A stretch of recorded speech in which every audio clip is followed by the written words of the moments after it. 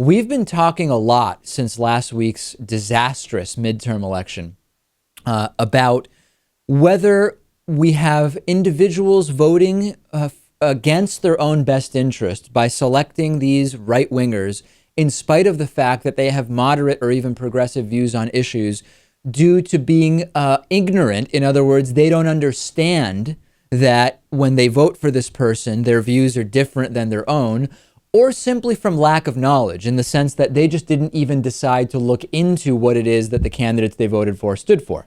So Kurt sent me a great email. Longtime member Kurt wrote to me, and he has I guess we could call it a hypothesis about why this is happening. And he said, David, I think Americans overstate their conservatism. They overestimate their conservatism. I think a lot of people tie conservatism to responsibility and liberalism to socialism and communism. You never hear conservatives talk about how they're actually not as conservative as you think, but you do hear that from people on the left saying, you know, I'm not that liberal. I've even had to convince people, remember, I live in Georgia, says Kurt, that although I'm a liberal, I'm not a socialist. I have a friend who is as liberal or even more liberal than I am, but he won't call himself that, even though he supports legalizing marijuana, a higher minimum wage, getting out of the wars and getting money out of politics. I could not agree more, Lewis, with what Kurt is saying here. Within progressive circles, of course, the term conservative has negative connotations, but if you take a step back and think nationally, liberal has become a dirty word in a way that conservative has not. And there's this tendency from voters, and even people who aren't voting but just want to have opinions, as most people do, to overstate their level of conservatism and distance themselves from the concept of liberalism. And it's completely disconnected from their views on individual issues.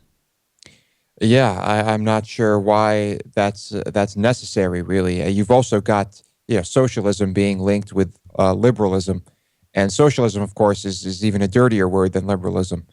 But people, I guess, are misrepresenting themselves, and it's not helping the situation. And I actually had a conversation with a mutual friend of ours, Lewis, who said, you know, I really see myself agreeing more with Republicans. I really am conservative when it comes to fiscal issues. I feel like I'm conservative. And I said, well, let's talk about your actual positions. They said, well, on taxes, I think that we do need a progressive tax rate. And I actually do think that the very rich pay too little and that the middle class pays too much. So I want to drop taxes on the middle class. And I said, well, what's conservative about that? Where do you see Republicans touting that as their point of view?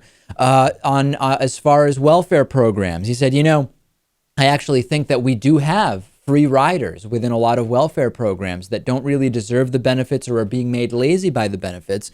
But I do think that these programs are important and we should keep them. And I said, well, what Republicans do you see agreeing with that broadly? That's not broadly the position of the right.